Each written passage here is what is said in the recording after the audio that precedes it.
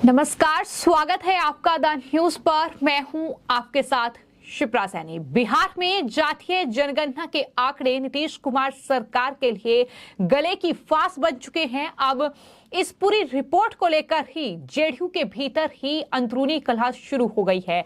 आपको ये बता दें कि जेडीयू के नेता ही अब लगातार नीतीश कुमार सरकार ने जो जातीय जनगणना की रिपोर्ट जारी की है उस पर सवाल उठा रहे हैं। और इसी कड़ी में आपको ये बता दें कि जेडीयू के सांसद पिंटू की नाराजगी, उनका विरोध लगातार देखने को मिल रहा है।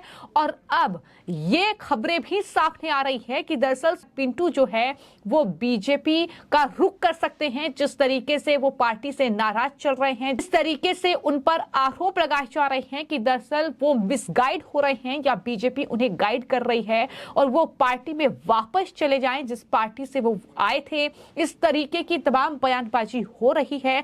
अब जो बड़ी खबर सामने आई है वो ये कि दरअसल जेडीयू के सांसद कुमार पिंटू जो है वो दरअसल इस पूरे मुद्दे को लेकर जो पार्टी से और सरकार से नाराज चल रहे हैं वो अपना रुख स्पष्ट कर सकते हैं आने वाले वक्त में। हालांकि उनकी तरफ से ये बड़ा बयान दिया है कि जब तक पार्टी टीम में रखेगी तब तक खेलूंगा, नहीं तो पुरानी टीम बुलाएगी तो बड़ा फैसला ले सकता हूं।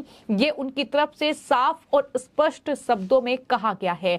यानी वो बिहार में नीतीश कुमार को एक बड़ा झटका दे सकते हैं, क्योंकि जिस तरीके की बयानबाजी उनको लेकर पार्टी के भीतर दिख रही है, जिस तरीके से इस मुद्दे को लेकर यानी जातीय जनगणना की रिपोर्ट पर उन्होंने तेली साहू समाज की पटना में बैठक की है और उनका ये साफ तौर पर कहना है कि मैं इस समाज का प्रतिनिधित्व करता हूं। तो ऐसे में इस समाज का ये कहना है कि जातीय जनगणना की रिपोर्ट में गड़बड़ी है, उसको लेकर मुझे लगातार शिकायतें मिल रही हैं।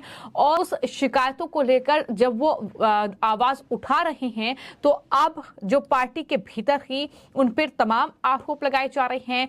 संजय झा जो कि मंत्री हैं नीतीश कुमार सरकार ने, उन्होंने ये कहा है कि जहां से आए थे वहीं वापस जाने का उनका मन होगा। बीजेपी के इशारे पर वो तमाम चीजें कर रहे हैं, लगता है कि कहीं और से गाइड हो रहे हैं, इसलिए नाराज हैं और जातीय गणना के रिपोर्ट पर संदेह कर रहे हैं। तो ये बड़ा बयान जो है वो नीतीश कुमार के मंत्री जो हैं संजय झा, उनका सामने आया है।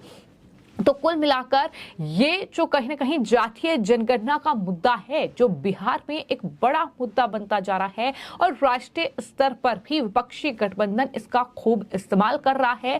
लेकिन ये नीतीश कुमार के लिए गले की फांस बन सकता है, क्योंकि कई बड़े नेता पहले ही नीतीश कुमार की पार्टी जेडीयू को छोड़ चुके हैं और अब ऐसा लग रहा है कि चुनाव आने तक कई और बड़े चेहरे जो हैं वो दरअसल पार्टी छोड़ देंगे।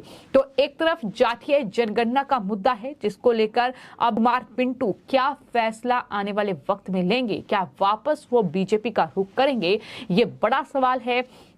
क्योंकि उन्होंने साफ कहा है कि जब तक मैं इस टीम में हूं तब तक खेलूंगा, लेकिन आने वाले वक्त में मैं फैसला भी ले सकता हूं। लेकिन वहीं दूसरी तरफ आपको ये बता दूं कि बिहार में जो सीएम योगी आदित्यनाथ का बड़ा बयान सिंध को लेकर सामने आया है, जिस तरीके से उन्होंने पाकिस्तान की नींद उड़ा दी है और ये कहा है कि 500 साल के भीतर अगर हम राम मंदिर को वापस प्राप्त कर सकते हैं तो हम पाकिस्तान से सिंध भी ले सकते हैं, नहीं लेने का कोई कारण नहीं है, उन्होंने ये कहा है।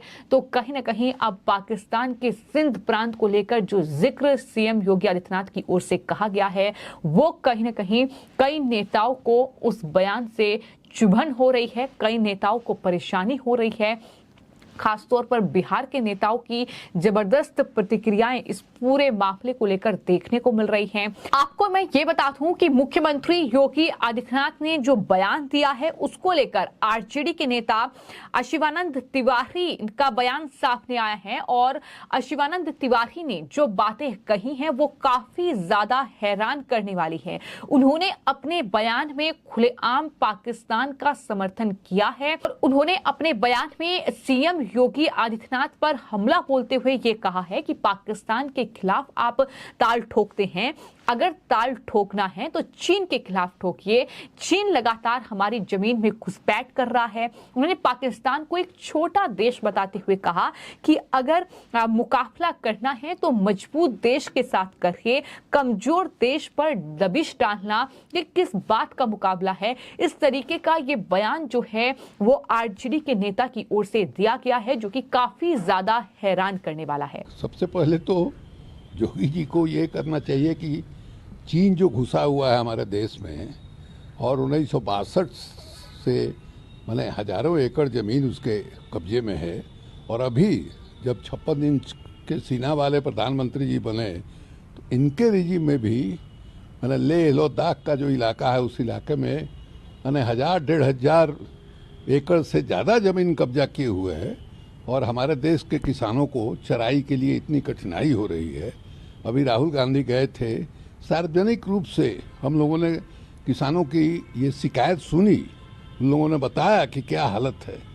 तो ये पाकिस्तान के खिलाफ जो ताल ठोकते हैं योगी जी के जैसे लोग, जिस पाकिस्तान को हमने 2 टुकड़े में बांट दिया, जिस पाकिस्तान ने जब भी मैंने दुस्साहस किया हमारे खिलाफ उसको जो है मुंह तोड़ जवाब दिया, उसके ऊपर ताल ठोकने वाले लोग जो है वो कायर हैं।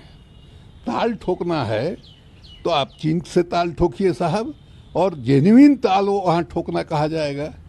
चीन जो है मुकाबला कर रहा है, आंख मिला रहा है, आंख दिखा रहा है अमेरिका को, और यहाँ जो है पाकिस्तान पर लटके हुए हैं लोग।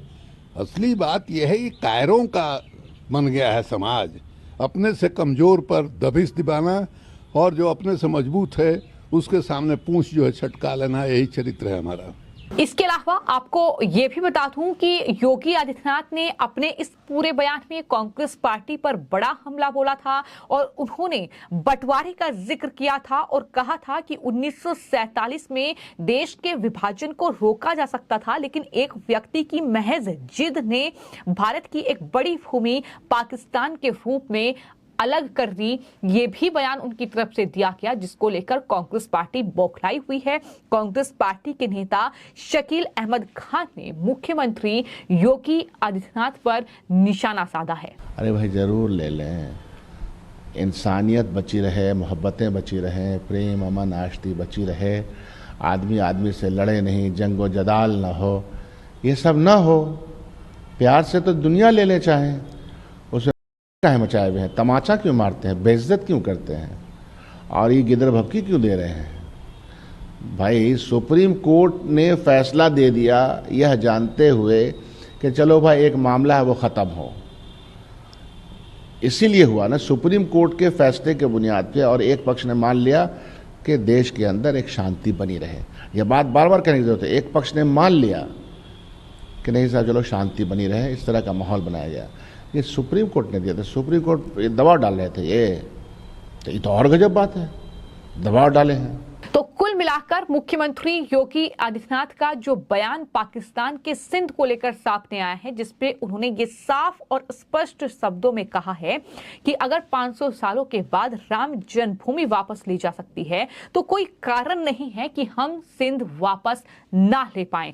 और इसको लेकर जब केंद्रीय मंत्री कौशल किशोर से बातचीत की गई तो उनसे सवाल किया गया, उन्होंने साफ ये कहा कि पाकिस्तान के भीतर ऐसी मांग उठ रही है कि उन्हें प्रधानमंत्री के तौर पर मोदी ही चाहिए। तो ऐसे में आने वाले वक्त में ये पाकिस्तान की जनता ही मांग करेगी कि हमें अखंड भारत में शामिल किया जाए। ये बड़ा बयान केंद्रीय मंत्री कौशल किशोर की ओर से दिया गया है। उन्होंने क्या कुछ कहा है, सुनिए। देखिए, राम जन्मभूमि का निर्णय सुप्रीम कोर्ट ने किया है। जहां तक रही बात सिंधु की लेने की, तो अब पाकिस्तान के अंदर जनता की तरफ से आवाज उठने लगी है कि हमको मोदी जी जैसा प्रधानमंत्री पाकिस्तान में चाहिए। इस बात से पाकिस्तान की सरकार को परेशानी भी हो रही है। पीओके की जनता कह रही है पाकिस्तान सरकार से कि हमको आजाद करो, हम हिंदुस्तान के साथ रहना चाहते हैं। निश्चित तरीके से आने वाले समय में वहां की जनता जो प्रॉब्लम झेल रही है पाकिस्तान की, वो खुद डिमांड करने लगेगी कि हम अखंड भारत के साथ रहना चाहते हैं, भारत के साथ जुड़ना चाहते हैं। केवल सिंधु नहीं बल्कि पूरे पाकिस्तान की जहां जहां की जनता परेशान है पाकिस्तान की सरकार से, वो निश्चित तरीके से हिंदुस्तान से जुड़ना चाहेगी और जुड़ने का उनका मन है, इसलिए वो मोदी जी का समर्थन करते हैं और मोदी जी की तारीफ करने का काम करते हैं। तो कुल मिलाकर इस पूरे मामले को लेकर बिहार में कहीं ना कहीं सियासत बेहद ज्यादा गरमाई हुई है और ये पहले ही तय माना जा रहा था कि बिहार में जो जातीय जनगणना का आंकड़ा है वो बिहार की सियासत में भूचाल लेकर आएगा और वही देखने को मिल रहा है। नीतीश कुमार के लिए मुश्किलें बढ़ चुकी हैं तो दूसरी तरफ मुख्यमंत्री योगी आदित्यनाथ के बयान ने कहीं ना कहीं सियासी खेमे में खलबली मचा दी है। जो पाकिस्तान और चीन के समर्थक लोग हैं वो कहीं ना कहीं बौखलाए हुए हैं, इस तरीके से भड़के हुए हैं और खुलेआम इस तरीके से पाकिस्तान का समर्थन किया जा रहा है। फिलहाल आपकी इस पूरे मामले को लेकर क्या राय है हमें कमेंट बॉक्स में जरूर लिखें। धन्यवाद।